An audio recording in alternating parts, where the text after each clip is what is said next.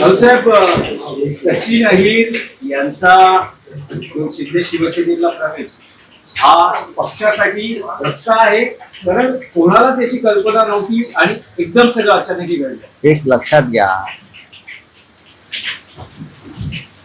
शिवसेना ही कार्यकर्त्यांच्या बळावर उभी आहे आणि गेल्या काही काळामध्ये शिवसेना ही धक्काप्रूफ झालेली आहे. धक्काप्रूफ, शॉकिंग प्रूफ. आता अशा जाण्याचे धक्के आम्हाला बसत नाही आणि आम्ही बसून घेत नाही. सचिन अहिर हे आदित्य ठाकरे यांचे अत्यंत जवळचे सहकारी, अत्यंत जवळचे सहकारी. म्हणजे काल आपण आदित्य ठाकरे यांचं वक्तव्य ऐकलं असेल. म्हणजे सचिन अहिर हे सांगू शकत नाहीत की मला कोणी भेटत नव्हतं, माझं कोणी ऐकत नव्हतं. आदित्य ठाकरे आणि सचिन अहिर रोजच भेटत होते, उद्धव साहेब त्यांना भेटत होते. मी असं ऐकलं की त्यांनी काही त्यांच्या सहकाऱ्यांना संदेश पाठवले की पक्ष सोडणं ही माझी अपरिहार्यता, माझ्या पुढल्या वाटचालीसाठी, भवितव्यासाठी, असं ते म्हणाले. मग कार्यकर्ता म्हणून कोणी काम करायचं? शरद पवार साहेबांनाही त्यांनी याच पद्धतीने पुढल्या करिअरसाठी सोडलं. शरद पवारने तर त्यांना मातीतून उचलून शिखरावर नेलं होतं, धुळीतून शिखरावर. त्या काळात सचिन अहिरना मंत्री करणं हे फार मोठं साहस होतं. त्यांना म्हाडाचं प्रमुख केलं होतं, त्यांना अनेक वर्ष मंत्री केलं, त्यांना NCPचे मुंबईचे अध्यक्ष केले. आणि अचानक ते शरद पवार आणि त्यांच्या सगळ्या कुटुंबाला बेसावध ठेवून ते शिवसेनेमध्ये आहे. त्याच्यामुळे आम्ही असं म्हणतो की शरद पवारांचे ते झाले नाही,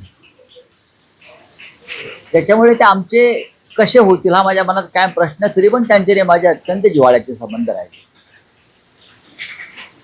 हे मूळ शिवसैनिक कोणी नाही. त्याच्यामुळे आम्हाला सगळ्यांना आत्मचिंतनाची गरज आहे. जे का सुनील शिंदे बोलले ते बरोबर. आम्हाला सगळ्यांना आत्मचिंतनाची गरज आहे.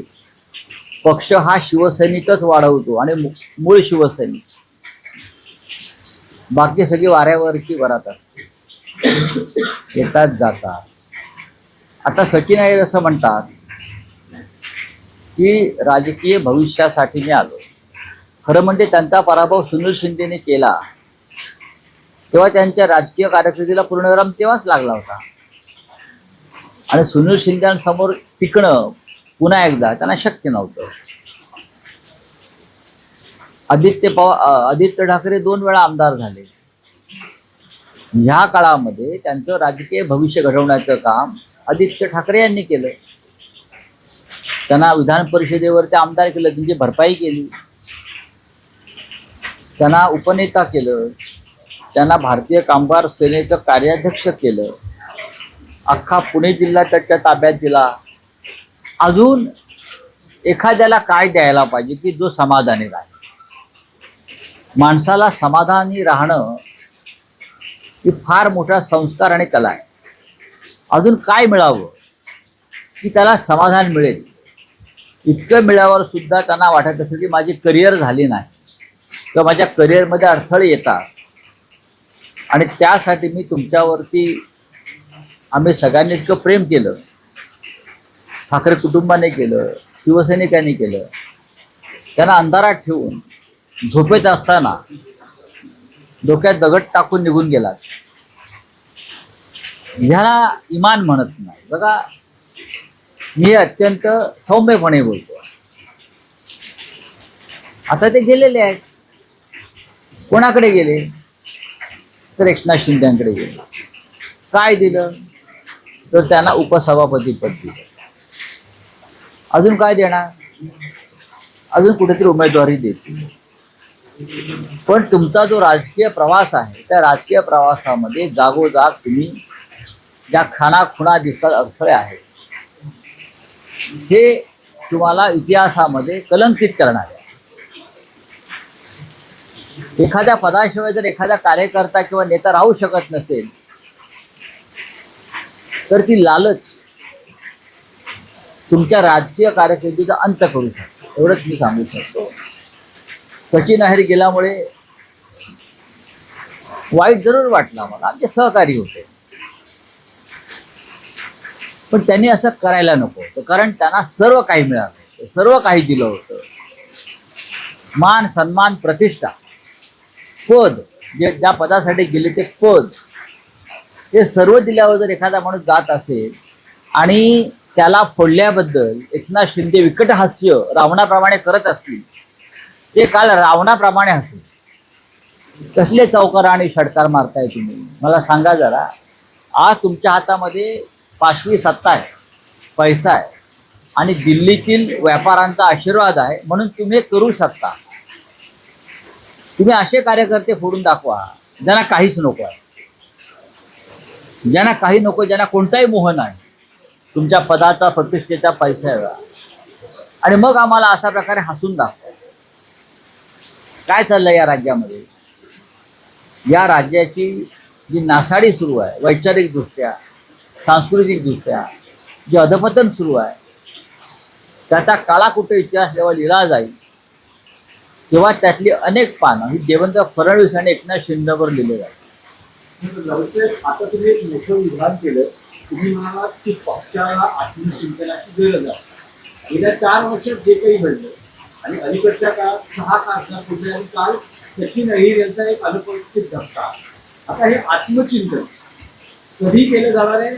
आणखी किती वाढ बघितली जाणार? एक लक्षात घ्या तुम्ही, 6 खासदारांपैकी 5 हे काँग्रेसमधून आले होते.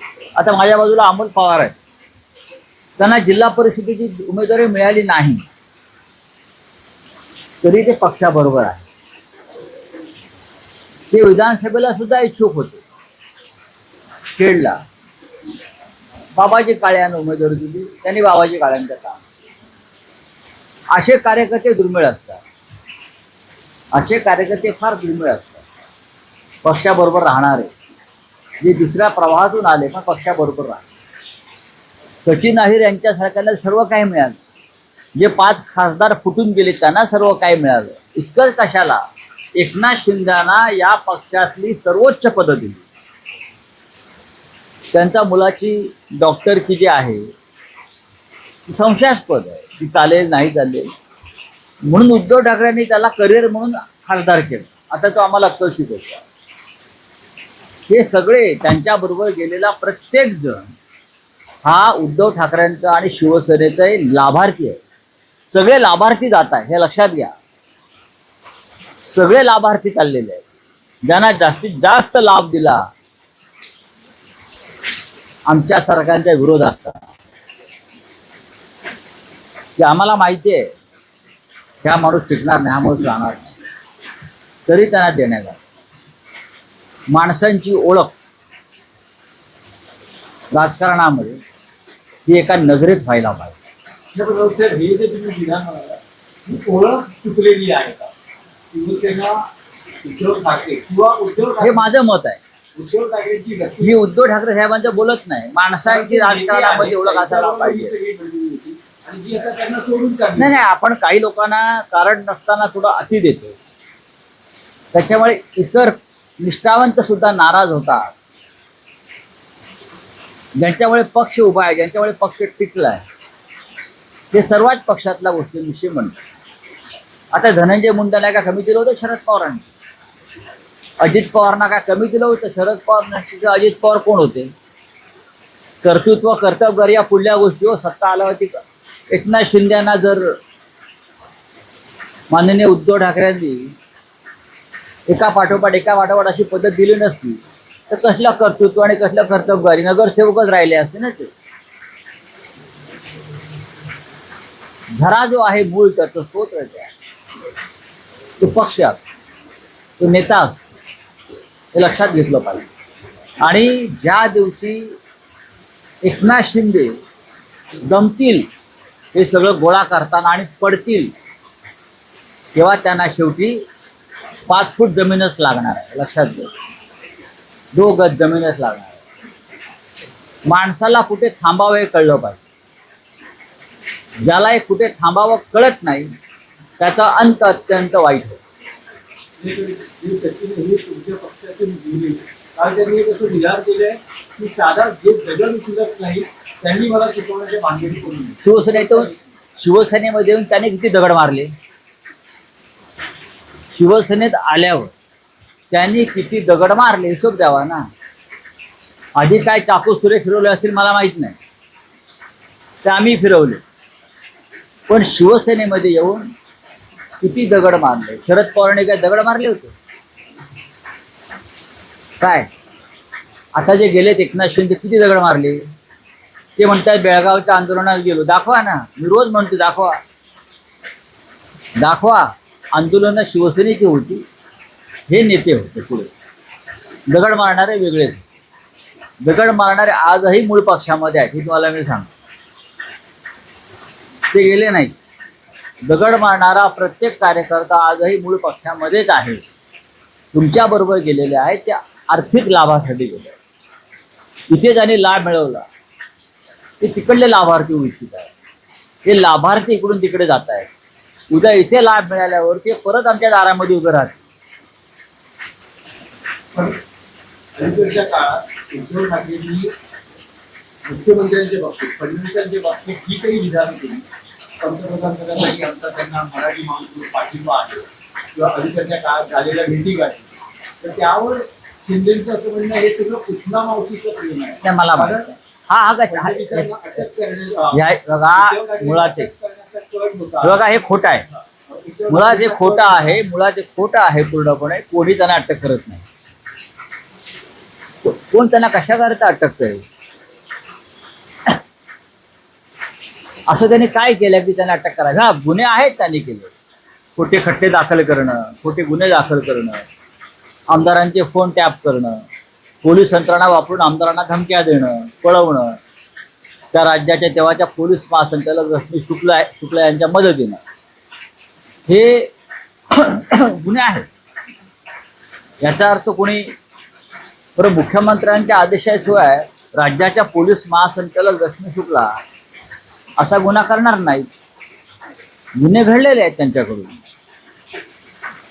त्यांच्या काळामध्ये भ्रष्टाचाराचं शिखर गाठलं होतं. त्याशिवाय काय या मुंबईमधले SRA त्यांच्याच बिल्डरला मिळत आहेत? कोणाचा पैसा कुठे गुंतलाय आणि कोणत्या मार्गाने गुंतलाय हे जर कोणाला माहिती हवी असेल राज्याच्या मुख्यमंत्र्यांना सुद्धा, तर मी द्यायला तयार आहे. पण किमान नीतिमत्ता मी पाळणारा माणूस आहे, हे द्यायला तयार आहे मी. कोणाचा पैसा कुठे गुंतला, कोणत्या मार्गाने आला, कुठून वळवला, कोणत्या ठेकेदाराकडून किती टक्के आले, किती हजार कोटी, किती लाख कोटी, हे माझ्याकडे सगळी माहिती असते. पण शेवटी मी काही नीतिमत्ता पाळतो. चला, राम मंदिर की SIT रिपोर्ट सार्वजनिक पुलिस की ऐसी मांग हो रही है, आपकी राय क्या है? हमारी राय क्या होगी? चंपत राय को सबसे पहले अरेस्ट करो, अनिल मिश्रा को अरेस्ट करो, गोपाल राय को अरेस्ट करो. जिसने वहाँ जमीनें खरीद कर ट्रस्ट को बेचा है वो अयोध्या के मेयर को अरेस्ट करो. ये छोटी मछली को आपने अरेस्ट किया है. राम मंदिर को लूटा है ये लोगों ने. ये सबसे बड़ा रामद्रोह है, सबसे बड़ा देशद्रोह भी है.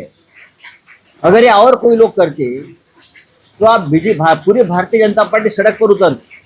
हिंदुत्व खतरे में, हिंदुत्व खतरे में. तो आप क्या हिंदुत्व को 4 चांद लग गए? बताइए. SIT की रिपोर्ट सार्वजनिक करनी चाहिए, ये पहली बात है. और मैं ये भी कहूँगा राम मंदिर ट्रस्ट का जो भ्रष्टाचार हुआ है उसके लिए जो जांच कमेटी होगी वो सभी पार्टी का एक मेंबर उसमें होना चाहिए. चाहे JP से लगा दो. ये देश का विषय है, ये देश को लूटने का विषय है. राम मंदिर हमारे हिंदुस्तान का, हमारे देश का एक राष्ट्रीय प्रतीक है. आप उनको ही लूट लिया. तो मैं कहूंगा कि ऑल पार्टी इंक्वायरी कमेटी लगाइए। आप जो बातें छुपा रहे हैं, दबा रहे हो ना, ये ठीक नहीं है। आपने हाल ही में घोषणा की थी कि उद्धव ठाकरे खुद जाएंगे, हम जाएंगे, अयोध्या राम मंदिर। हम जाएंगे, हम सब लोग। ये जो रामद्रोह किया है कुछ लोगों ने, उनके खिलाफ हम आंदोलन भी करेंगे। जल्दी आपको उद्धव जी खुद बताएंगे उस बारे में। फिर से एक देशव्यापी आंदोलन की घोषणा डेफिनेटली करेगी। देखिए, कल आपने देखा होगा कांग्रेस के स्टेट प्रेसिडेंट उत्तर प्रदेश के अजय राय साहब जो अयोध्या निकल रहे थे, राम मंदिर में निकल रहे थे, उनको धर दबोचा और उनको अरेस्ट किया। क्यों नहीं जाने देते? और नेताओं को क्या छुपाना चाहते हो? मुझे लगता है हम जाएंगे तो हमको भी रोकेंगे। राम क्या आपका घर का नौकर है क्या? राम हमारा भगवान है, हमारी अस्मिता है। बीजेपी को लगता है राम उनके घर में काम करता है, जैसे चाहे राम को बदनाम करे, राम का यूज करे, मिसयूज करे। ये नहीं चलेगा।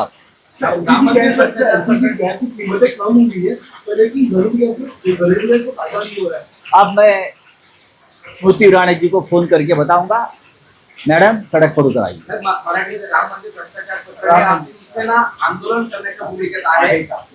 नाही, संपूर्ण राम मंदिराचा जो विषय आहे हा साधा विषय नाहीये।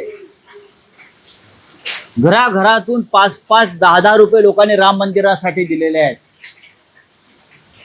राम के काम में हर घर को शामिल किया गया। 5 रुपये, 10 रुपया असे घराघरातून काढून रामाच्या कार्यामध्ये जनतेला सामील करून घेतलं। तो प्रचार होता। असे कोट्यावधी रुपये जमा झाले। आतापर्यंत 2014 पासून राम मंदिराच्या नावावर भारतीय जनता पक्षाने 17,000 कोटी रुपये जमा केले। कुठे गेले 17,000 कोटी? गेले कुठे? हिशोब काय आहे? राम मंदिराच्या दानपेटीतून 550 कोटी रुपये गेले। हिशोब कुठे आहे? हा पैसा प्रभू श्रीरामाचा राजा भरताने रामाच्या सिंहासनावर त्याच्या पादुका ठेवून 14 वर्ष राज्य केलं, पण एक पैशाची अफरातफर केली नाही राम येईपर्यंत। हे हिंदुत्व आहे। आणि फक्त 2 वर्षामध्ये भारतीय जनता पक्षानं रामाचे सिंहासन विकलं, रामाचा मुकुट विकला, रामाची माळ विकली, रामाचा खजिना लुटला। रावणाने सुद्धा रामाचा खजिना कधी लुटला नाही। रावणाने पण रामाचा आदर केला। आणि भारतीय जनता पक्ष आता रावणाच्या पितावर रामाचा खजिना लुटतात। हे भारतीय जनता पक्षाचे लोक मोहम्मद गजनीचे बाप झालेले आहेत। मोहम्मद गजनीनं सोमनाथ मंदिर 17 वेळा लुटलं, पण भारतीय जनता पक्षानं 45 दिवसात राम मंदिराची दानपेटी 70 वेळा लुटली। हा फरक समजून घ्या। आणि हिंदुत्व आम्हाला शिकवता येते। कुठे गेला सकल हिंदू समाज? आणि त्या सकल हिंदू समाजाचं नेतृत्व करणारे मंत्रिमंडळातले तुमचे पुढारी सगळे कुठे गेले? सकल हिंदू समाजाचे नेतृत्व, लव जिहाद, धर्मांतरण, रामाची लूट हा हिंदुत्वाचा विषय नाही का? हे मी ते मंत्री आहेत ना, ते काय त्यांचं नाव? हा काय? हा, जे स्वतःला छोटे शंकराचार्य समजतात आणि हिंदुत्वावरची प्रवचनं झोडतात, बोलले का? राम मंदिर लुटणाऱ्यांवर बोलले? आले रस्त्यावर? सकल हिंदू समाजाला आणलं का रस्त्यावर? असे अनेक लोक आहेत ना। देवेंद्र फडणवीस तेही हिंदुत्ववादीच आहेत ना, पण बोलले का? सांगा ना मला। ते कुंभमेळा करणारे मंत्री कोणते? हा सगळ्यात मोठा भ्रष्टाचार तिकडे होतोय, बोलले का? नाही ना। आम्हाला हिंदुत्व शिकवतात। आम्ही यांना रामाचा एक पैसाही लुटलेला पचवू देणार नाही।